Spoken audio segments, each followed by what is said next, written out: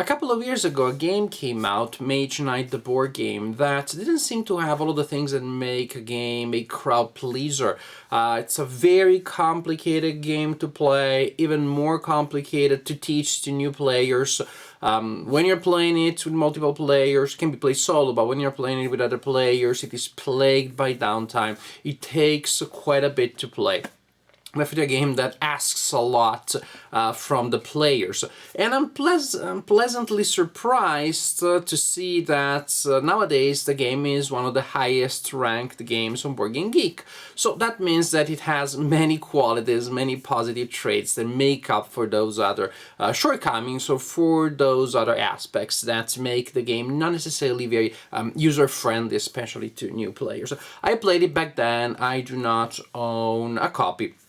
But I'm pleased to see that the game is still out there. It is part of our lore of board gaming culture. And I was curious for separate reasons when I saw that a game was being released called Star Trek Frontiers. For different reasons, because I was not aware when I first learned about the game that it was pretty much a Mage Knight in space. It was a reimagining of the Mage Knight game based on the same core ideas but set in the world of Star Trek, in particular in the Next Generation version segment of the franchise. So I was attracted by this game and curious about the game simply because of the Star Trek theme, and then I figured out, oh, but this is Mage Knight with Picard and with the Borg in it, and that's pretty much, it's a distillation, but I believe it's an overall fairly accurate description or very general description of what the game is. In this review, I'm going to tell a little bit about the game. I'm going to give you an overview of how the game plays, sorta. I'm just going to concentrate on the main ideas to cover some of the main mechanics and concepts because it's a very complex game, just like Mage Knight, the board game was, and so there's just no way that I would be able to give you a detailed description of how the game works. I want to give you a general sense so that you may get a feel for the game and figure out whether or not this is a game for you. If you already played Mage Knight, you know this game. You know it pretty well. You do not know the art, you do not know the specific effects, but you know it. You know the game. Now, our overview. In this game, you take on the role of a commander from Star Trek The Next Generation. Each commander has an identical deck of cards, only the art is different. The effects are all the same, with the exception of a single card, the card of the captain, that has different effects and abilities. Each card can be used for one or two effects described on the card itself. The one on top is an OK effect, also it is free, all you need to do is to play the card from your hand to activate that effect. The effect at the bottom is better, but it requires a resource, the expenditure of a resource to activate it. This one, for example, requires a red resource, this one a yellow one, blue one. These are the three most common ones, but there are also other types of less common resources. And there are various sources that you can use to create your resources, where you can find resources. We'll talk about those later. But basically, the game is very complex, but the basic idea is that during your turn, you will play a combination of cards from your hand, spending resources when necessary. You will resolve the effects, and that's it. And then you'll gain the benefits or suffer the consequences of your actions. And main action, basically during a turn, you will move on the board, and then depending on where your ship is on the board, the ship may get a chance of interacting with something. Interacting may mean to recruit new crew members, to repair your ship, to attack an enemy, to send crew members on an away mission, beaming them down on a planet. So a lot of possible things. But the general idea is that you can move and then interact, or only move or only interact, but you cannot interact and then move. But back to us, back to you really, the captain that you are. The captain and capabilities of the captain that you are represented by this deck of cards, as we said, but wait, there is more. There's also this stack of tokens here that will be sitting by you. One token will be like this, face down, showing your ship, and then there is this other stack of tokens And the token on top represents the defense value of your captain, we'll talk about that later, and the maximum hand size, the number of cards that you can have in your hand. As you level up, well, this is the token that you keep on top of the stack when you're level 1 and 2. When you level up to level 3, you flip this one face down, you put it there, and you see the new values.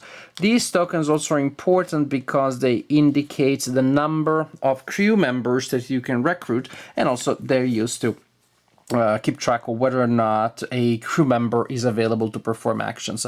I have a single token right now, so I can recruit a new crew member. Suppose I do, I get Worf, and then when later I want to use Worf's abilities, I mark the fact that I spent Worf by putting that token there. If this is my situation, I have 2 such tokens, I can recruit and use 2 crew members. This is how it works. How do you keep track of your level? Thank you for asking. By using this board here, this experience board. There will be a token here, you place it here, and it will move. As you gain experience points, when you reach the end of a line, you move to the next line, which means that you level up. When you level from level 1 to level 2, you gain a special card and an ability, a skill token. Each commander comes with a set of skill tokens. You will randomly select the ability that you get, and of course there is a card that explains the meaning of these otherwise mysterious esoteric symbols. This one, for example, gives you extra diplomacy, this one gives you extra resources, this sort of thing. Also, when you level up from level 1 to level 2, you get a special card that you get to add to your deck.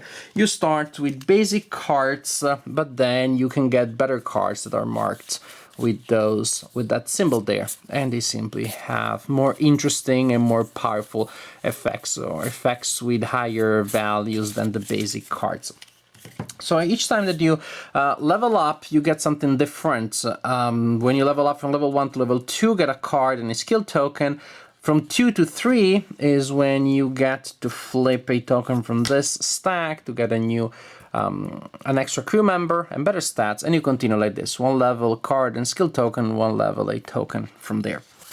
Here on this board, we have the reputation track. There will be a marker here indicating your commander, and the marker will move back and forth. If you do stuff that is very disreputable, for example, starting a war with the Romulans, then you lose some reputation, but fret not. It is not all that hard to come back from such a bad decision. There will be other actions that you perform that allow you to regain reputation. As you can see, there are modifiers that will apply. When you're trying to use diplomacy, these modifiers will affect your ability to use diplomacy at outposts, for example.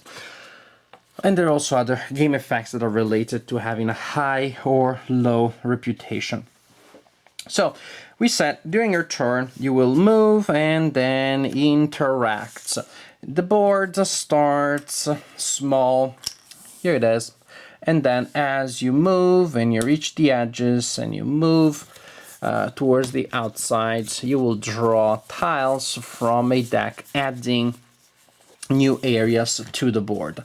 And you see here, this is the starting action, the starting tile, and you see that there are most edges of this tile are marked by asteroids. These are impassable edges, and when you are getting new tiles, you will add them to the board. But always imagining that the asteroids extend in these 2 directions. So the board will extend like a cone, and will not get too weird in shapes. You will only extend towards a single main direction.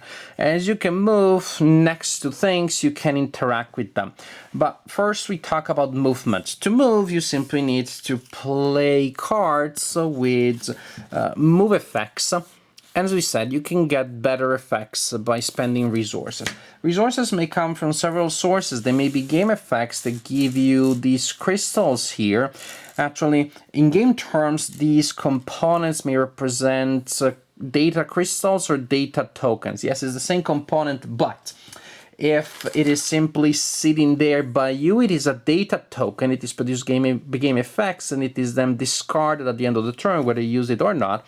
There may be, however, game effects that allow you to synthesize the data tokens into data crystals, and data crystals can be stored on your card and kept there from turn to turn to be spent later.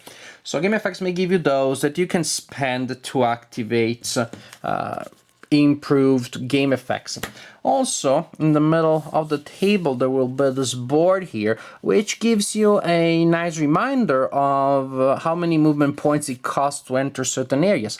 It costs 2 movement points to explore a new area and add a new tile to the board, 2 to enter an empty sector, 3 with a nebula, 3 or 4 respectively to enter a space with a planet or a sun. But as you can see from that small X symbol there, you cannot stop there. You have to move through them.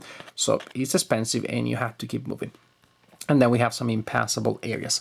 This board here is also used to store these special dice that have symbols corresponding to the resources the players can use, and this is a symbol that it's like a wild symbol for the 3 basic resources, red, yellow, and blue.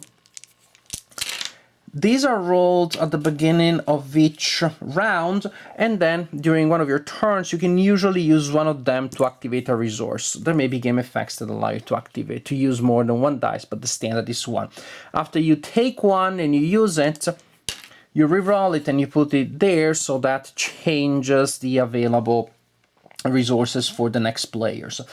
And the game is divided in rounds and turns. Turns are the individual units of actions that you take, the ones where you move and then interact.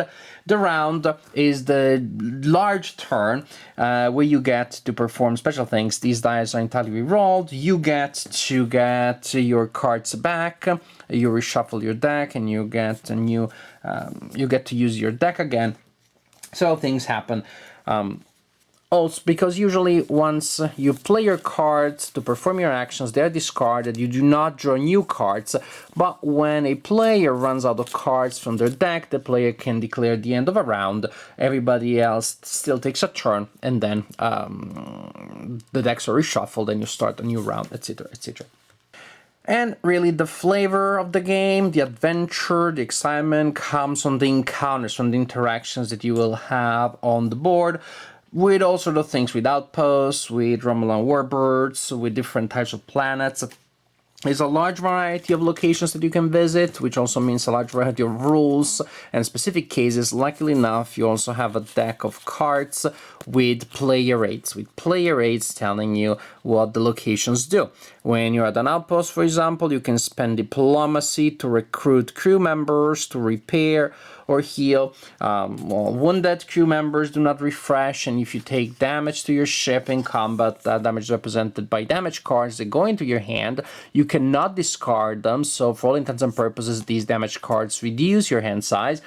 You can spend repair points or diplomacy to buy repair points, and then those are spent to remove damage cards. You can also choose to subjugate an outpost. As I said, this is a game that is a little morally lax. You can do a couple of things that you would not expect Kirk or Picard to do, such as just subjugate an outpost just for the heck of it, because you get extra cards. Yes, you lose some reputation, but hey, extra cards, fun. Other things that we can probably talk about preliminarily, well, the star bases. Star bases are tough to take control of. Taking control of the star bases is an act of war, but again, you can do it at the cost of losing some reputation.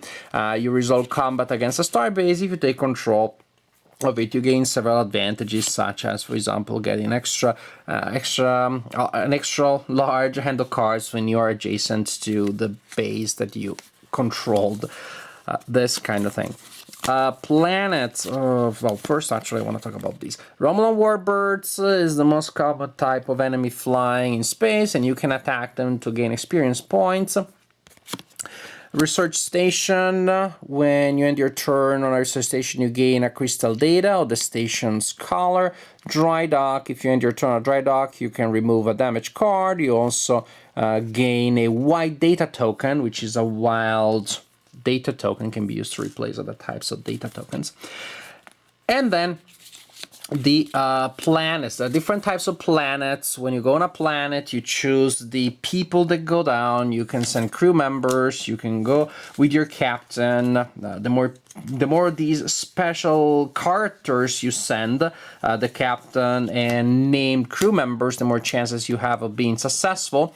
Otherwise, you send down like a basic group, and most likely, just like in the TV show, they'll end up getting slaughtered. I'll talk about the challenges that you have to pass to be successful in a mission on a planet.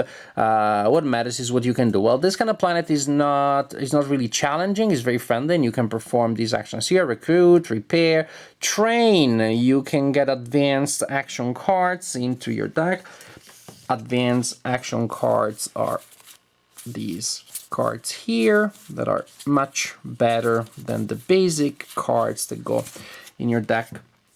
But since you're to it, why not just exterminate everybody on the planet and decimate it? I mean, that sounds like fun, right? So there is a procedure for that. Always you lose some reputation, but you decimate the planet. I know, it makes for fun stories around the fireplace at Christmas, I guess. Remember that day when we decimated the planet? Class L planet, this is when it gets more adventurous, when you beam down with your group of adventurers and you try to perform tasks, and we'll talk about those, the different type of challenges, and passing a challenge when you are on this kind of planet gives you extra crystals. There you go, extra crystals. And this one, much better. As a reward, this one gives you an undiscovered card. Yet another type of card that goes into your deck, but these undiscovered cards are by far the best cards in the game. They have high stats, high values, great abilities, good stuff. They are, again, hard to come by because you need to pass some different tests and complete some difficult missions. Class H planet is a tough one. That's a hodgepodge of possible missions that you have to complete. It's an unpredictable kind of place. You have no idea what you'll meet. And that later on you find bigger enemies such as the Borg Cube and the Borg Sphere. But when you encounter things, the general idea is that, well, you fight. Let's start with the most simple type of fight, which is against a Romulan warbird, but pretty much all kind of tests in the game are a variant of this. To resolve such an encounter, you draw a tile for the enemy that you're encountering, and the things that you're looking at are, this is the hit points of the target, kind of like the damage that you need to inflict on it to destroy it, the damage that they give to you, icons that may indicate special weapons or other resources that they have, experience points that you gain for destroying that enemy. So when you're attacking one of these enemies here, first there's a long range phase. That is, you have a chance of attacking using only your long range weapons. If you have any, you discard the cards that give you that effect. And if that is enough to destroy the enemy, that's it. The combat is over. You win it before it even starts, really, before they have a chance of doing anything. However, if you do not have enough, if you do not inflict enough damage to destroy the enemy during the long range phase, they get to fire at you, and now you have to take that damage. You can absorb it by using shield effects, such as this one. And if you're not able to absorb it all, you have to take it.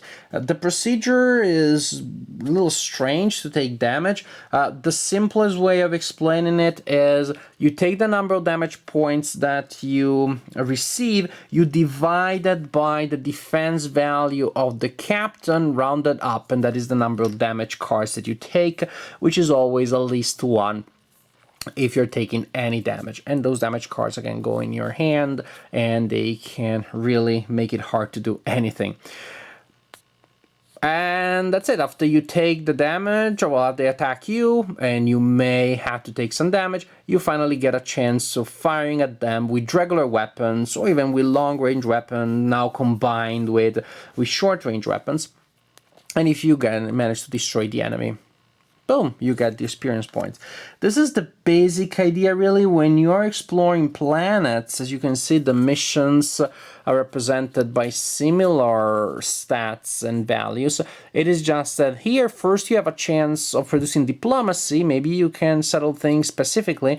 If you're not able to do things peacefully, then there is a long range phase again. So maybe you do have weapons and the negotiations failed, then it's time to fight and you get to destroy them before they attack you. If you do not overcome the obstacle using diplomacy or long-range weapons, they attack you, you take the damage. This time, however, this is on a planet, so it's not a matter of ship-to-ship combat. This time you have selected members of your crew to go down on the planet, so this time the damage is taken in wounds that go on your people and prevent them from readying. So this time, when you send people down a planet, you may have to take that damage, and then after that you have a chance again of attacking them with anything that you have, not just with long range weapons. So when you are performing a mission on a planet, beaming people down, first you select the members that go down, and draw a token for the type of planets that you are exploring, that you're sending people down to, and then you simply pass the challenge. It's a variant of space combat. It is just that it has a diplomatic phase before the long-range attack. And again, once that damage that you take is this time taken in the form of wounds to your crew members rather than damage to your ship. Well, this is all? No, there's so much more stuff, so many rules and other concepts. At least one I need to mention. At the beginning of each round, each player selects a card, a tactical cards. These cards have abilities that apply to that turn, and they're pretty good, but the best abilities are on cards with high numbers. So each player selects a tactical card, and then players will use these cards to determine turn order for the turn. Lower numbers go first. So if you want to go first, you get no ability or weaker abilities. If you want the powerful abilities, you go later. Maybe at that point, some other players will have exploited some opportunities that were available on the board and that are maybe not available anymore once you move here. Lot of other specific rules about situations, fighting against different types of enemies, etc, etc, etc. Don't feel overwhelmed. There is a good intro scenario, a good walkthrough, and remember, when you panic, the basic idea is still play your cards to generate movement points and then use shields and attacks and diplomacy to resolve interactions, which may be belligerent interactions, maybe peaceful interactions. It all depends on the location that you're interacting with, but there is a large number, again, and detailed and well-done player aids to help you remember what each planet does and how you interact with it, which planet or whatever else it is that you're encountering in space. Many scenarios, so the victory conditions depend on the scenario that you've selected and the mode that you've selected, because each scenario can be played solo, and some scenarios are cooperative, some competitive. So the psychological posture of the players, respect one another, and the modes of playing, and therefore also the victory conditions change radically depending on the scenarios. Huge variety, huge opportunities for selecting different types of scenarios here. There's a great thing about this game, which is it is Mage Knight. Pretty much, it is Mage Knight in space. It is very similar to Mage Knight, and Mage Knight is a very good game once you get past all of those filters, all of those tests, I would almost say, all of those ordeals that the game requires for you to get into. So it's a very good game, just like Mage Knight was. It is immersive, it is thematic, it gives you a lot of options, it creates a vast range of situations, it creates a dense narrative world, rich in detail. On the minus side, it is Mage Knight. It is Mage Knight the board game. It is very, very similar. So the fact that it is similar makes it strong, because the original prototype, the original model, the inspiration is very strong. But if you have that, I have to say, I do not know that you really need this game. If you already played the other game, if you own the other game, I do not know that that's a major necessity for you to add this to your collection. It would feel, I believe, a little redundant. Maybe you're a completist, so why even watching this review? You already own the game. But if not, and maybe you're a huge Star Trek fan, you love the Next Generation more than your life, then again, it would make sense to have this other implementation.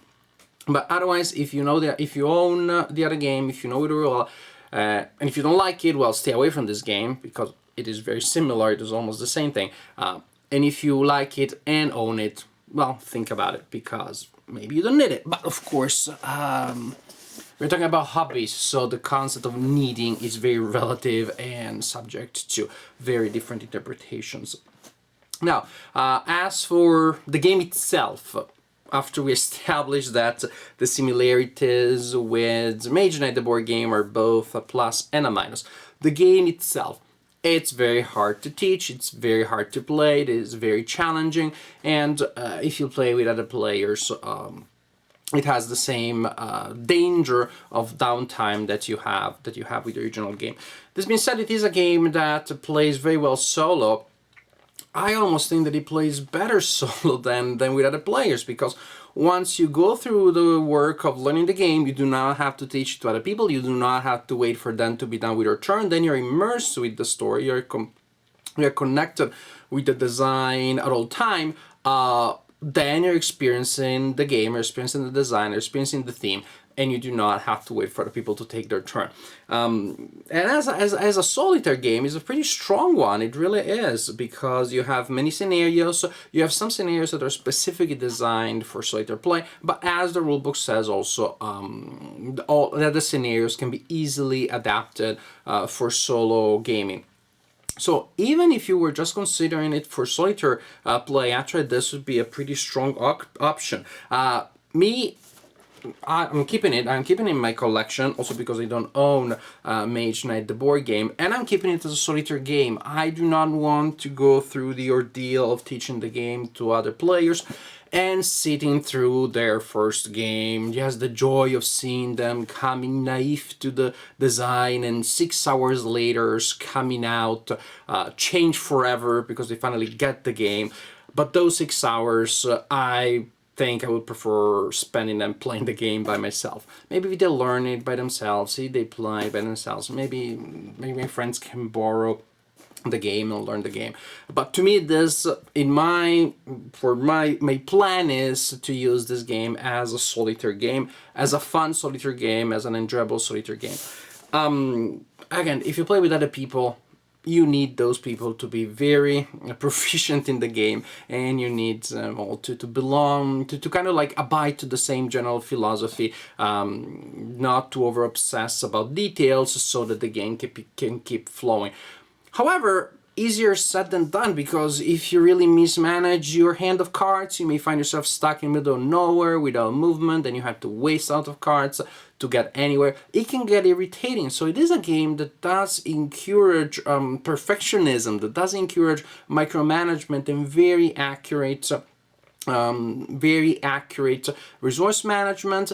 It can be punishing if you make a major mistake, if you go into a mission with not enough ways of protecting yourself and punching a good hole in the shields of the opponent. It can be punishing. So it is a game that, mind you, does encourage very careful consideration, therefore kind of may induce downtime. It is one of those cases when if other players do create downtime, I don't blame them entirely. Partially, yes, always, but there is that element. The theme is the main thing for me. I mean, I love games that have a strong theme. I love games that have a strong story narrative, and this is it. This is Star Trek: The Next Generation in a box. You have the crew that improves over time, recruits new members, weird stuff happens, and I'm not going to tell you too much about the possible events and effects, so I don't spoil them to you. A lot of interesting things happen, different encounters with different planets and enemies that behave in different ways. You do have the sense of a story. You do even have, miraculously, which I think is very hard to achieve, the perfect balance between missions that are completely out in space and and descends on different planets, which of course are a huge draw of the franchise. That's one of the fascinating elements of Star Trek in general. They exploring these weird worlds, and actually also at the same time having a balance with what's happening up there. It does that. The theme is very strong. The story is very strong. There is, however, one thing about the theme. It's very strong. It's very fun. Very strong theme. Very fun theme. But it is wrong theme. The theme is slightly off, or maybe not even all that slightly. Maybe this game was Star Trek: The Wrath of Khan, and you are Khan. Then going around blowing up stuff, attacking people for apparently no reason, destroying places, subjugating outposts just because you want to get some extra resources. That to me is really far from the philosophy of Star Trek, which is so much about moral consequences, moral responsibility, ethics, far-reaching consequences of apparently minor acts. It's about doing what's right in the face of adversity rather than killing the people that are between you and an easy goal that you want to achieve, which is more what this game does. I don't think that the porting of the fantasy theme to the universe of Star Trek was without consequence. I think there has been a negative effect on the fact that the theme seems a little warped. It just doesn't feel like it is fully Star Trek. It still feels a little bit like, well, it is Star Trek, but with the idea of like, we're the good heroes, we're the paladins and the elves, and we're beating down in the dungeon, slaughtering the monsters because we don't care about them. They're just monsters. Monsters are evil and we're the heroes. I mean, you don't feel too guilty when you play a dungeon crawler and you slaughter zombies or other monsters of that kind. It's in the parameters of the genre that ethics are not a main thing of like adventurous, adventure-heavy fantasy, which is what dungeon crawler is. When you transfer that to Star Trek and you completely disregard that ethical element, that philosophical element, something to me is missed. And as I said, the game is actually to me so strong, the theme is so strong, the joy of exploring planets, interacting with different type of civilizations, fighting space battles, upgrading your ship, getting new equipment. The joy of that is so intense that I can kind of overlook that, but I see how purists of Star Trek would be fairly annoyed by this, may find this a problem. In any case, it's something that is peculiar, and it shows that when you add a new theme to a previous game, there are certain operations that need to be made for the transition to be smooth, fully smooth. It's not fully smooth. It's not entirely Star Trek. But it's a very solid game of space exploration and space combat. So with all these caveats, just because of the nature of the game is so unique, it's very difficult to teach, very long to play. It can have downtime. It has a theme that is not exactly what you expect it to be. With all these caveats, I don't want to give you too negative an impression. I enjoy playing this game enormously in the way that I play, which is solo. I didn't see enough differences between this game and Mage Knight to push me to go and look for my friends and play with them. I played it solo. I enjoyed it immensely. I liked it very much. I'm gonna keep it in my collection. But I think there will be many people that just grab it and they hope for something different from Mage Knight. They're hoping for a pure Star Trek experience. They're hoping for a simple, easy game. I wouldn't say light, but even just medium complexity that they can enjoy easily with friends. All of these people are going to be disappointed. This is a game that to me is for a very specific audience that is willing to put up with all these aspects. Mage Knight, by the way, that was my impression too, and it seems that the niche for Mage Knight is still pretty big because the game has such good rankings on Board Game Geek. I hope that the same happens to this game. I may have spent more time giving you caveats than singing praises for this game, but again, it's a very solid design. It is fun, it is thematic, it has a strong narrative, huge replay value, great options, tough challenges, all the things that I like in a game. In this case, however, all these things, I'm able to enjoy them when I'm playing the game by myself at my own pace, taking the time that it takes to learn the game and to implement all the procedures. The rule book does a very good job of teaching you the game through a walkthrough, but it is still quite a big mouthful to bite and to chew. Star Trek Frontiers, an excellent game as long as you can deal with all the caveats.